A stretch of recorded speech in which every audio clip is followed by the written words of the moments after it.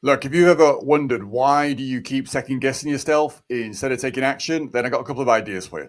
Now, obviously, if we were face to face, I'd be able to drill down into this, ask a couple of questions, really highlight what's going on. But these tend to be kind of the five most common reasons this happens. First of all, you're waiting for the perfect plan. So you got this whole idea of you've got a plan, you've got a strategy. It could work, but you want to keep refining it because you have this belief that somewhere it's got to be absolutely perfect before you even start. Of course, life isn't perfect. Life is really messy. So actually, a messy plan is better than waiting for the perfect plan because the perfect plan doesn't really exist. So because it doesn't exist, you spend forever preparing and never actually executing. So that's usually the first reason. That might not be the best solution for you at this moment in time, but the reality is just get started. So in other words, I think there's a great phrase, excellence through execution. So get started and get more excellent at it as you take action. Action gives its own feedback. Action creates clarity, which I've said many, many times before. So forget perfect, just start with messy. Accept messy. Go, it's going to be messy. This plan's going to be messy. Everything, I guarantee, everything is going to be way more difficult than you think it is. So there is no perfect plan because it's still going to be way more difficult because there's all the things you don't know along the way. And you only find those out when you take some kind of action. So you got to be able to adjust in the moment, even rip up the whole plan and start again if necessary. So stop waiting for perfection. Accept messy. Go with it. Life is messy. Your plan will be messy. Your execution will be messy, but it's still execution. It'll still give you some feedback. Secondly, you don't fully believe in your own value. So you've got this idea, but you're not completely sure either that you can deliver it or that you're the right person for it. So you got this whole thing of, why would people listen to me? And I get it. I've been there. And oftentimes this is caused by another of the common problems, which is spending too much time on your own, like trying to be a lone wolf because you're trying to do everything in your head. You're getting no feedback from outside people, outside other human beings, for example.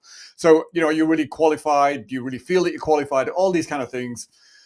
Listen, the top 1% of people are not the most qualified. I remember listening to, his name escapes me, but he has sold a number of products all in the relationship space over the last 10, 20 years. And, he's been divorced a couple of times. So he's had opportunities to kind of explore what's worked when it's worked and why things have fallen apart when they've fallen apart. So he's kind of got that life experience from that. But by the same token, one of his ex-wives asked him, because he was still doing this relationship coaching at the time and still selling products on it, what made him qualified to be a relationship coach? And his answer was very simple. He just said, I did. It's like, give yourself permission to be whatever it is you want to be. So then go ahead and continue researching it. Like if I decided I wanted to be a relationship coach, which I don't, then I would just set up my stall, decide I'm a relationship coach, but then I would also research. I'd read the books, I'd dig into it. I'd compare my experiences to what I was reading about in the theory in the books. And then I'd go talk to other couples. I'd go find some couples who have been together for like 2-3 decades and are still as passionate with one another today as they were when they first met. And I try to uncover their beliefs, their values and everything else, their strategies, their tactics that allow them to maintain that kind of relationship. And I'd look at kind of your average relationships and kind of go, okay, well, how were you when you first met? How are you now? Where's it going? What do you think? Is it just comfortable? Are you just friends now? You just happen to share an apartment? All that kind of stuff. And then you contrast the two. But I do that. But you can do that as you get into it. So we would come back to that theme I mentioned before, the idea of excellence through execution. Get started, get doing things, learn along the way, add to your insights. Nobody develops world-class, amazing insights from just thinking.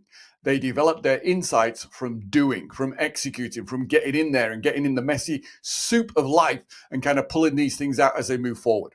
We can all turn to research. We can all dig into the philosophy of the Stoics and the Cynics and everybody else, and we can draw from that. But it's only when we kind of put it into our own life and into the messiness of life that we actually extract real insights that are useful to people. So if you're a coach or a speaker, and if you're a speaker, really, you're a coach, then recognize that you get to decide who gives you permission to do something, and you get to control how much research you do, how much reading you do, how much execution you do, and learn from it along the way.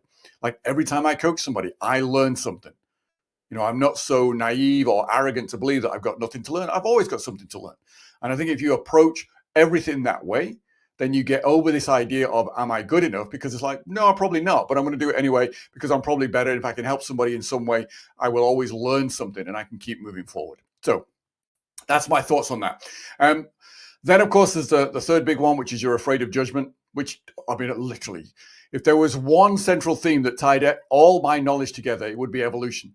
So evolutionary psychology, evolution theory, all of these things, because they're all tied back to us as human beings and what has allowed us to survive, what has allowed us to adapt, what has allowed us to make it this far through millions of years of evolution. So judgment, obviously a big one. Nobody wants to be cast out of the tribe because, of course, your chances of survival in a normal environment, and by normal I mean when cave people roamed the earth, so there was no electricity, there was no safety blanket of any sort. You were completely reliant on you and the people around you. So if you got thrown out the tribe, your chance of survival dropped drastically, especially if you're being hunted by predators. So nobody wants that. Nobody wants to be judged. Nobody wants to be thrown out. And I get it. What if people don't like what I say? What if someone calls me out? It's going to happen. And the more, particularly in the world of coaching and speaking, where you are the brand, the more successful you become, the more haters you're going to have, to put it bluntly. So, like, for example, one of the ways you can get going organically at the beginning is to kind of just do outreach messaging. You could set up a Facebook group, for example, and then you could invite a ton of people to the group. And you could go on LinkedIn and connect with people and send a dozen messages inviting people to your group. And that would be one way of getting started.